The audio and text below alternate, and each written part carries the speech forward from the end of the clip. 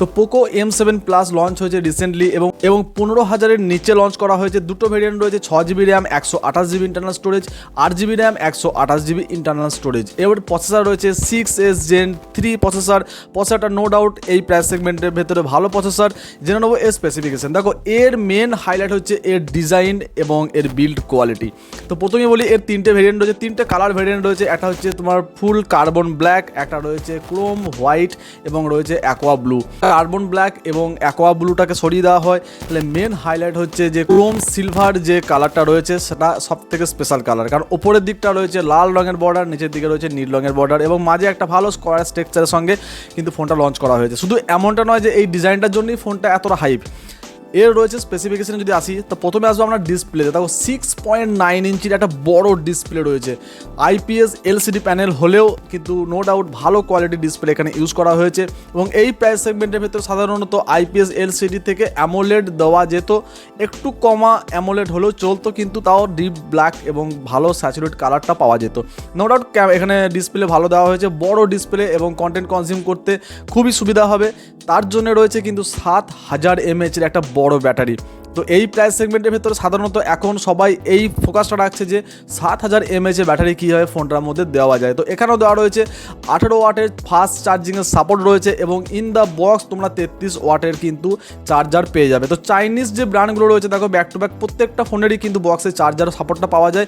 বিশেষ করে বাজাজ সেগমেন্ট এবং মিড রেঞ্জ সেগমেন্টের ভেতরে চার্জার দেওয়াটা কিন্তু খুবই দরকার, কারণ আবার এক্সট্রা 1000 টাকা দিয়ে চার্জার কেনার কোনো মানে হয় না। যাক এখানে রয়েছে, তোমরা এখানে ইউজ করতে পারবে চার্জারটাকে। তো প্রথমেই বলি যে এর প্রসেসর দেখো, এখানে রয়েছে স্ন্যাপড্রাগনের 6S Gen 3 processor. No doubt প্রসেসরটা ভালো, সমস্ত 5G ব্যান্ড এখানে সাপোর্ট করে। নেটওয়ার্কে কোনো সমস্যা এখানে হবে না, অপটোমাইজেশনে কোনো সমস্যা হবে না, হ্যাং বা ল্যাগ ছোটোখাটো যে ফ্রেম ড্রপ যেটা হয় সেটাকে তো জিটারনেস সেটা কিন্তু ছোটোখাটো এই প্রাইস সেগমেন্টের ভেতরে কিন্তু হয়ে থাকে, কিন্তু এমনটা নয় যে তোমার ফোন আটকে যাবে বা চলবে না, এমন কিছু নয়। অ্যান্ড্রয়েড ডিভাইসে ছোটোখাটো জিটারনেস অল্প আধ একটু হয়ে থাকে, কোনো সমস্যা নেই, কিন্তু ফ্ললেস ফোনটা তোমাদের চলবে, কোনো সমস্যা নেই। মানে একবারে এক্সট্রিম গেমিং কিন্তু এই প্রসেসরটার জন্য নয়, ক্যাজুয়াল গেম অবশ্যই খেলা যাবে।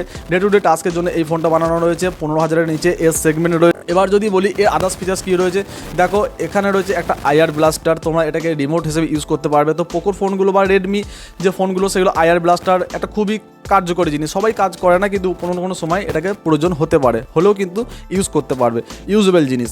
রয়েছে IP64-এর সাপোর্ট, মানে ডাস্ট এবং ওয়াটার রেজিস্ট্যান্স যেটা থাকে সেটা সাপোর্ট রয়েছে।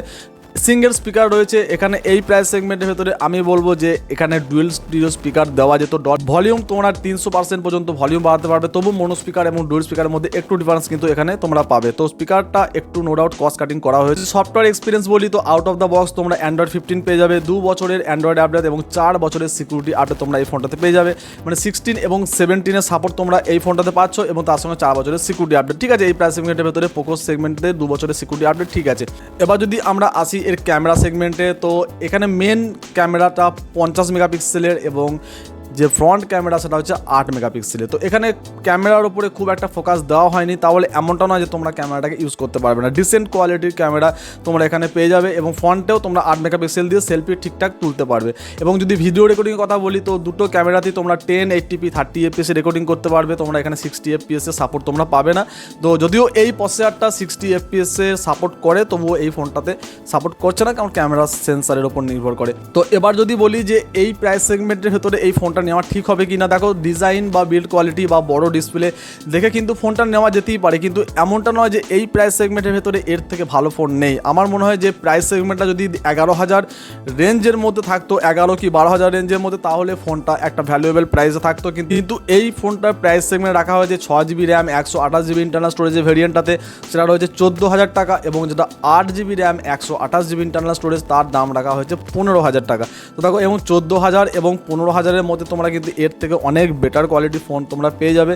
ডিসপ্লের দিকে হোক, সাউন্ড কোয়ালিটি বলো, তোমরা গেমিং পারফরমেন্স বলো, তোমরা বিল্ড কোয়ালিটি এবং ডিজাইনের দিক থেকেও কিন্তু তোমরা ভালো ফোন পেয়ে যাবে। এই ক্ষেত্রে কিন্তু পোকো হয়তো বাজিমাত করতে পারলো না এই সেগমেন্টে, এই প্রাইস সেগমেন্টের জন্য। তাছাড়া যদি এই প্রাইস সেগমেন্টটা 11,000 থেকে 10,000 11,000-এর মধ্যে যদি ব্যালেন্স করতে পারতো, তাহলে কিন্তু একটা বড় সেলিং পারপাস দেখতে পেত পোকো, যে এই প্রাইস সেগমেন্টের ভেতরে এই ফিচার্স দিয়ে এবং এত সুন্দর ডিজাইন, এত বড় ডিসপ্লে দিয়ে কিন্তু ফোনটা বিক্রি করা যেত।